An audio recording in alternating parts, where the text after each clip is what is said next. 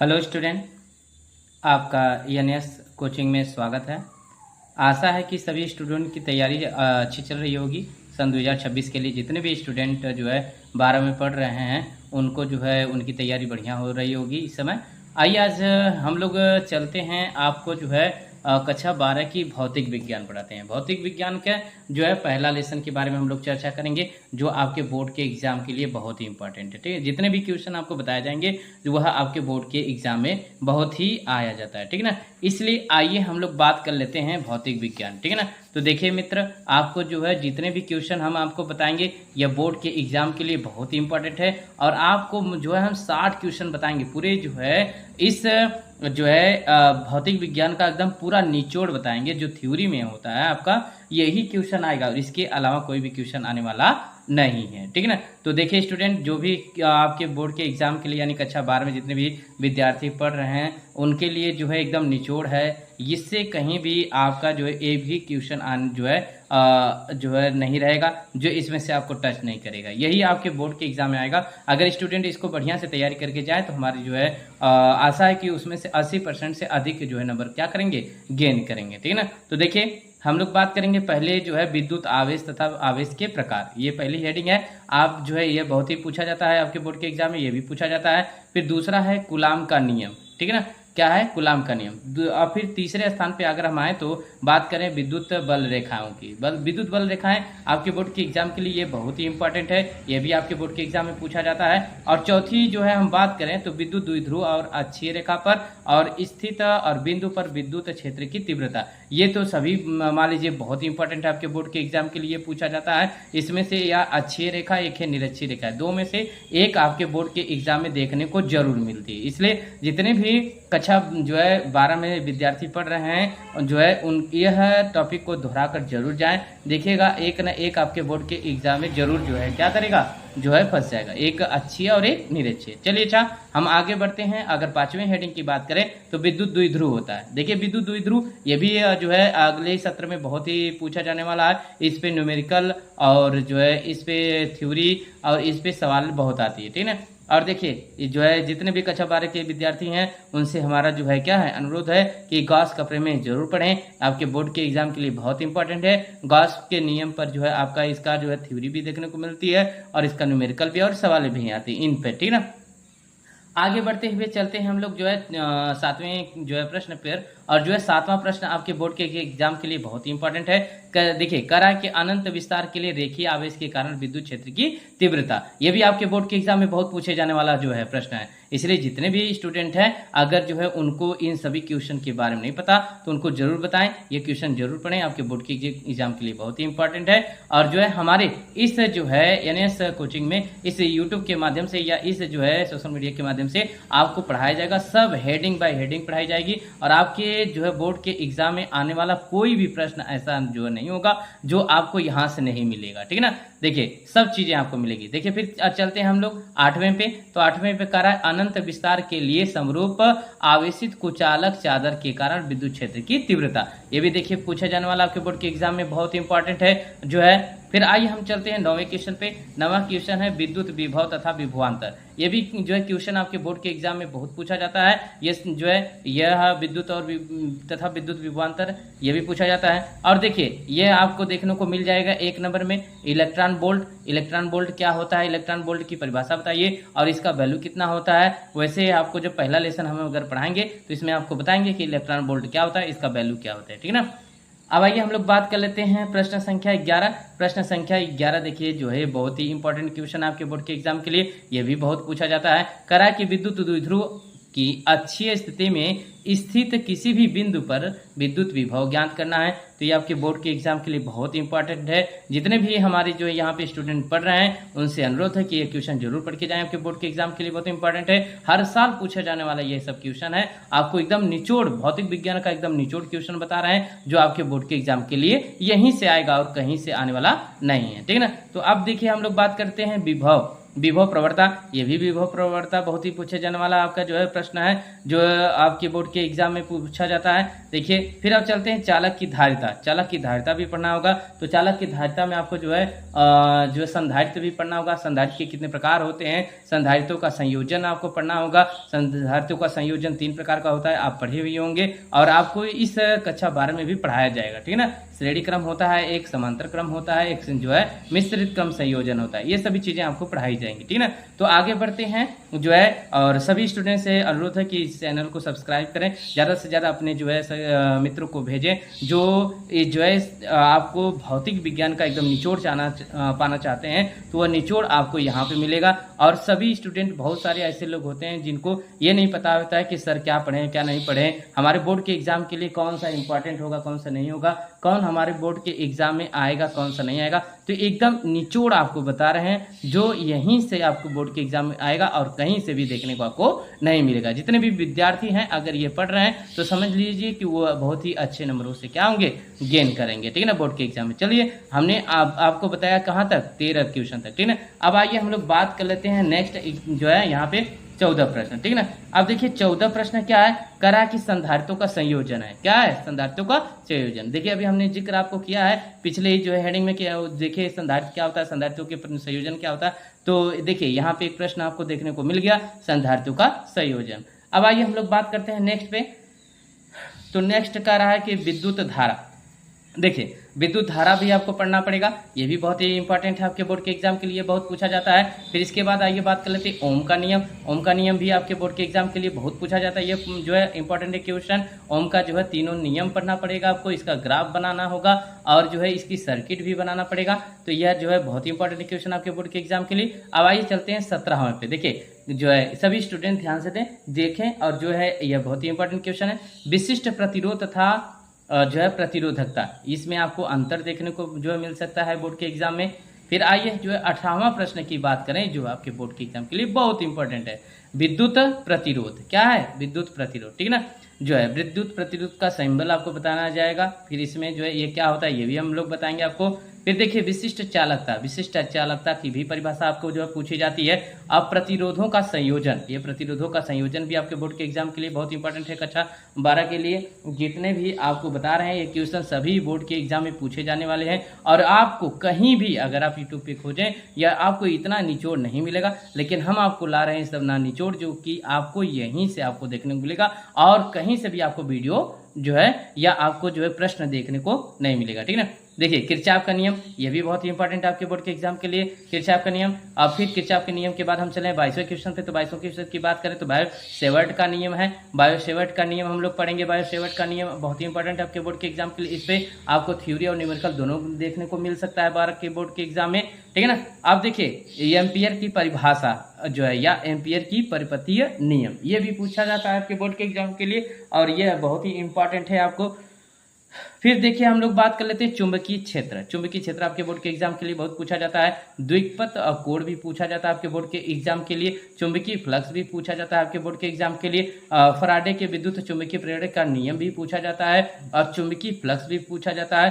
स्वप्रेरण भी पूछा जाता है, अन्योन प्रेरण भी पूछा जाता है। विभिन्न प्रकार के प्रत्यावर्ती धारा का परिपथीय नियम भी पूछा जाता है। मैक्सवेल का समीकरण पूछा जाता है। मैक्सवेल का विद्युत चुंबकीय तरंग सिद्धांत भी पूछा जाता है आपके बोर्ड के एग्जाम के लिए, ठीक है ना।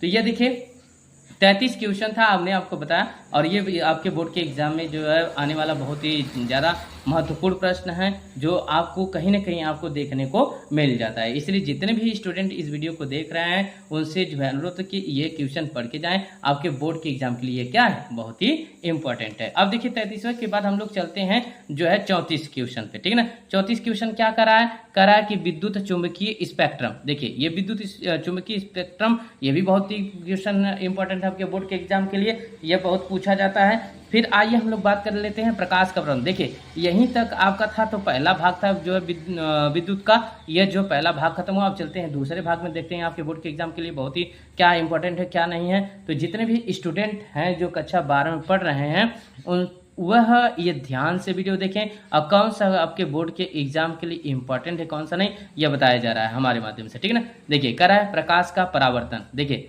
प्रकाश का परावर्तन आपके जो बोर्ड के एग्जाम के लिए बहुत इंपॉर्टेंट है। फिर इसके बाद देखिए गोली दर्पण यू भी तथा एफ में संबंध है, ठीक है ना। एक होता है वस्तु का प्रतिबिंब होता है, एक होता है जो है किसी भी मुख्य फोकस का प्रतिबिंब होता है। इसके बीच में आपको संबंध देखने को मिल सकता है, ठीक है ना। प्रकाश का अपवर्तन भी आपको मिल सकता है देखने को। पूर्ण आंतरिक परावर्तन है आपको। प्रिज्म है, प्रिज्म भी देखिए बहुत ही इंपॉर्टेंट है, क्वेश्चन आपके बोर्ड के एग्जाम में पूछा जाता है। फिर इसके बाद देखिए आइए हम लोग बात कर लेते हैं प्रिज्म का कण अपवर्तनांक और न्यूनतम जो है न्यूनतम पिपराग कोण से संबंध, यानी ये भी आपके बोर्ड के एग्जाम में बहुत ही इंपॉर्टेंट है, आपके बोर्ड के एग्जाम में पूछा जाता है। फिर आइए हम लोग बात कर लेते हैं प्रकाशीय माध्यम जो है परिक्षेपण या वर्ण विक्षेपण, जिसमें आपको रेनबो के बारे में बताया जाता है, यानी जो है कितने प्रकार के जो है इंद्रधनुष का रंग होता है और रंगों का जो है कब अपवर्तन होता है, कब परावर्तन होता है, कब इनके बीच के का कोण होता है। फिर जो है कौन सा रंग जो है अधिक जो है दिखता है या कौन सा जो है धुंधला रंग होता है, ये सभी चीज़ें आपको इस जो है चैनल में हम आपको बताएंगे। फिर इसके बाद देखिए आइए चलते हैं 42वें क्वेश्चन पे। तो कर रहा है 42वां क्वेश्चन गोलीय पृष्ठ पर अपवर्तन का सूत्र। तो देखिए ये बहुत ही इंपॉर्टेंट है, आपको जो है इसमें से एक आपको न्यूमेरिकल जरूर मिलता है आपके बोर्ड के एग्जाम में, ठीक है ना। फिर इसके बाद देखिए हम लोग बात कर लेते हैं पतले लेंस के लिए अपवर्तन का सूत्र, लेंस मेकर सूत्र। देखिए लेंस मेकर सूत्र ये आपके बोर्ड के एग्जाम के लिए बहुत ही इंपॉर्टेंट है, ये बार बार पूछा जाता है। सन 2025 में ये बोर्ड में जो है पूछा गया था। आप पेपर उठा सकते हैं, मॉडल पेपर आप देख सकते हैं, या जो है आप आंसर पेपर देख सकते हैं, उसमें आपको मिल जाएगा लेंस मेकर सूत्र। इसलिए बहुत ही वेरी वेरी वेरी इंपॉर्टेंट है। जितने भी स्टूडेंट इस वीडियो को देख रहे हैं इसको जरूर रिवीजन करें और इसको जरूर पढ़ें, और क्योंकि आपके बोर्ड के एग्जाम के लिए बहुत ही इंपॉर्टेंट है। अब आइए बात कर लेते हैं 44वां कह रहा है कि लेंस की क्षमता क्या होती है, लेंस को कैसे नापा जाता है, लेंस किसे कहते हैं, लेंस के क्या होता है प्रकार, ये सभी चीजें हम लोग पढ़ेंगे किसमें, इसमें। और ये क्वेश्चन आपके बोर्ड के एग्जाम के लिए बहुत ही इंपॉर्टेंट है, ठीक है। अब आइए बात कर लेते हैं जो है मानव नेत्र। देखिए मानव नेत्र के बारे में भी हम लोग पढ़ेंगे। मानव नेत्र भी आपके क्वेश्चन को मिल सकता है। मानव नेत्र में आपको जैसे जो है दूरदर्शी मिल सकता है, निकट दृष्टि दोष मिल सकता है, दूरदर्शी जो है ये सब चीजें मिल सकता है। फिर अब आइए हम लोग बात कर लेते हैं सूक्ष्मदर्शी। तो देखिए ये सूक्ष्मदर्शी बहुत इंपॉर्टेंट क्वेश्चन आपके बोर्ड के एग्जाम के लिए, इसमें से जरूर आपको एक नया क्वेश्चन मिल जाता है देखने को।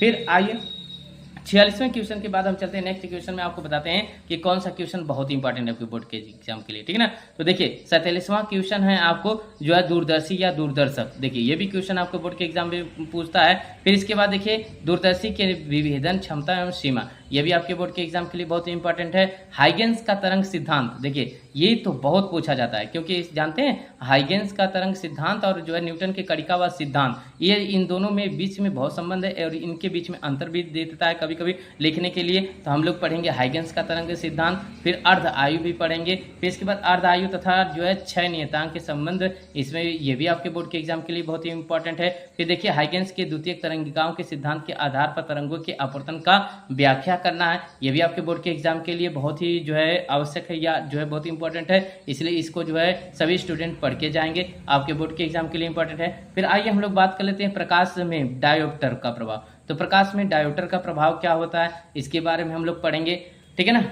अब आइए हम लोग जो है बात कर लेते हैं कि जो है 53 के बाद 54वां क्वेश्चन ऐसा कौन सा है जो आपके बोर्ड के एग्जाम के लिए बहुत ही इंपॉर्टेंट है। तो देखिए 54वां क्वेश्चन है आपका व्यतिकरण आपके जो है बोर्ड के एग्जाम के लिए बहुत ही इंपॉर्टेंट है। फिर आइए बात कर लेते हैं प्रकाश क्या होता है, प्रकाश के तरंगों के व्यतिकरण क्या होता है, यंग का प्रयोग क्या है, ये सब चीजें पढ़ेंगे। फिर आइए फ्रिंज चौड़ाई के लिए व्यंजक, फ्रिंज चौड़ाई के लिए व्यंजक, इसका भी प्रयोग हम लोग पढ़ेंगे और फ्रिंज क्या होता है ये भी चीजें पढ़ेंगे। अब आइए बात कर लेते हैं 57 का जो है दिया गया है प्रकाश का अपवर्तन। तो देखिए अब प्रकाश का अपवर्तन क्या होता है इसके बारे में पढ़ेंगे, ये बहुत ही आपके जो है बोर्ड के एग्जाम के लिए बहुत इंपॉर्टेंट है, ये पूछा जाता है। फिर आइए बात कर लेते हैं रदरफोर्ड का जो है कण प्रकीर्णन प्रयोग, नाभिक की खोज, और नाभिक की खोज किसने किया था ये भी हम लोग पढ़ेंगे, आपके बोर्ड के एग्जाम के लिए है। और देखिए जो है 59 रदरफोर्ड का परमाणु मॉडल। तो जितने भी जो है स्टूडेंट हैं यहाँ पे ये पढ़े हैं, देखिए आपके बोर्ड के एग्जाम के लिए बहुत ही इंपॉर्टेंट है। देखिए अभी हम लोग 2025 में बोर्ड के एग्जाम हुआ था, तो उसमें जो है 2025 में बोर्ड के एग्जाम में आप देखे होंगे नाट गेट और जो है एंड गेट, ये आपके सीबीएसई बोर्ड में पूछा गया था। लेकिन ये सिलेबस से जो है क्या है, सिलेबस में दिया नहीं है यूपीएमएसपी के, लेकिन हो सकता है, संभावना की जा सकती है कि सन 2026 में जितने भी बोर्ड के एग्जाम देने वाले बच्चे हैं तो उनमें ये पूछा जा सकता है। तो इसलिए आपको लास्ट में हम आपको नॉट गेट और जो एंड गेट ये भी पढ़ा देंगे। अगर सभी बच्चों का कमेंट बॉक्स में अगर कमेंट आया कि नहीं सर इसको पढ़ा दीजिए, तो आपको नॉट गेट एंड गेट ये सभी चीज़ें भी पढ़ा दिया जाएगा, ठीक है। वैसे हमारे सिलेबस में तो है नहीं, लेकिन कभी कभी देखिए सीबीएसई बोर्ड में पूछ दिया था, इसलिए संभावना है कि यह भी पूछ सकता है, ठीक है ना। देखिए, तो जितने भी स्टूडेंट हैं हमने आपको बताया ये सभी क्वेश्चन बहुत ही क्या है, बोर्ड के एग्जाम के लिए इंपॉर्टेंट है। तो जितने भी 26 जो है 26 से लेके जितने भी क्वेश्चन थे वो भी अब बोर्ड के एग्जाम के लिए महत्वपूर्ण थे। और आपको जो है अब हम लोग चलते हैं पहले लेसन में। पहले लेसन से आपको पढ़ाते हैं कि आपके जो बोर्ड के एग्जाम के लिए कौन सा इंपॉर्टेंट है कौन सा नहीं है। तो ये देखिए पहला लेसन आप चालू करेंगे हम लोग फिजिक्स का। तो फिजिक्स की पहले लेसन का जो है नाम है विद्युत आवेश। क्या नाम है? विद्युत आवेश, ठीक है ना। पहले लेसन का नाम विद्युत आवेश तथा क्षेत्र। क्या है? विद्युत आवेश तथा क्षेत्र। अब हम लोग बात करेंगे कि यह विद्युत आवेश क्या होता है, ठीक है ना। तो देखिए जितने भी स्टूडेंट हैं ध्यान से देखेंगे और जो है आपको बताएंगे कि विद्युत आवेश क्या होता है, ठीक है ना। तो देखिए पहला क्या है विद्युत आवेश। विद्युत आवेश, ठीक है ना। देखिए जिसको इंग्लिश में कहते हैं जो है इलेक्ट्रिक चार्ज। क्या कहते हैं? Electric charge. तो देखिए अब विद्युत आवेश क्या होता है हम लोग बात करेंगे। किसी पदार्थ का वह गुण, ठीक है ना। किसी पदार्थ का वह गुण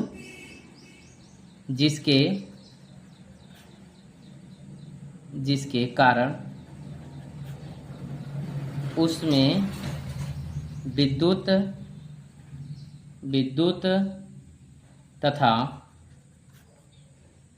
चुंबकीय प्रभाव उत्पन्न होता है उसे विद्युत आवेश कहते हैं। तो देखिए आपका जो है कक्षा 12 के जो है पहला लेसन है विद्युत आवेश तथा क्षेत्र। इसमें पहले हम लोग हेडिंग पढ़ रहे हैं विद्युत आवेश। तो देखिए हमने आपको बताया था कि जो है किसी पदार्थ का वह गुण जिसके कारण उसमें विद्युत तथा चुंबकीय प्रभाव उत्पन्न होता है उसे विद्युत आवेश कहते हैं, ठीक है ना। अब ये देखिए हम लोग यहाँ पे बात किए हैं जो है चुंबकीय प्रभाव। अब ये चुंबकीय प्रभाव क्या होता है? तो पहली बात तो हम लोग बात करेंगे चुंबक के बारे में। ये चुंबक क्या होता है, ठीक है ना। चुंबक क्या होता है हम लोग कहेंगे किसी पदार्थ का वह गुण, या हम कहेंगे किसी भी लोहे के छोटे छोटे कण को अपने तरफ जो आकर्षित करता है उसे चुंबक कहते हैं, ठीक है ना। क्या कहेंगे? किसी भी जो है पदार्थ के, या हम कह सकते हैं जो है किसी भी लोहे के छोटे छोटे टुकड़े को जब कोई भी कण अपनी तरफ आकर्षित करता है तो उसे क्या कहते हैं? चुंबक कहते हैं। लेकिन इसके अंदर का जो गुण होता है उसको चुंबकत्व कहते हैं। क्या कहते हैं? चुंबकत्व कहते हैं, ठीक है ना। तो देखिए हमने आपसे कहा ना कि किसी पदार्थ का वह गुण जिसके कारण उसमें विद्युत तथा चुंबकीय प्रभाव उत्पन्न होता है उसे विद्युत आवेश कहते हैं। विद्युत आवेश को हम लोग जो है Q से प्रदर्शित करते हैं। इसलिए Q बराबर क्या होता है? या नहीं होता है। क्या होता है? या नहीं, ठीक है ना। Q बराबर या नहीं। तो विद्युत आवेश को हम लोग जो है Q से प्रदर्शित करते हैं। Q बराबर क्या होता है? या नहीं। और जो है यहाँ पे जो N है वह इलेक्ट्रॉनों की संख्या है। क्या है? इलेक्ट्रॉनों की संख्या है। क्या है? बोलिए, इलेक्ट्रॉनों की संख्या। और जहां पे E है वह आपका क्या है? इलेक्ट्रॉन है। क्या है? इलेक्ट्रॉन, ठीक है ना। अब देखिए यहाँ पे हम लोग बात किए तो अब देखिए कभी कभी ये भी आपके प्रश्न पूछ लेता है कि बताइए एक इलेक्ट्रॉन बराबर क्या होता है। तो एक इलेक्ट्रॉन बराबर होता है 1.6 × 10 के घाते माइनस जो है 19 कूलम होता है। क्या होता है? 19 कूलम या कूलम होता है, ठीक है ना। कहीं कहीं किसी बुक में आपको जो है जूल भी देखने को मिल सकता है। तो यहाँ पे जूल भी दिया रहता है तो हम यहाँ पे क्या कहेंगे? कूलम कहेंगे, ठीक है ना। तो देखिए तो एक इलेक्ट्रॉन बराबर क्या होता है? 1.6 × 10 के घाते माइनस 19 जो है कूलम होता है। फिर जो है हमने आपको बताया था, ठीक है ना, ये आपका हुआ, ठीक है ना, विद्युत आवेश हुआ। That's all. अब फिर इसके बाद अब नेक्स्ट वीडियो में हम आपको लेकर आएंगे विद्युत आवेश के बाद। तो विद्युत आवेश के बाद क्या होता है क्या नहीं होता ये सभी चीजें आपको बताएंगे, ठीक है ना।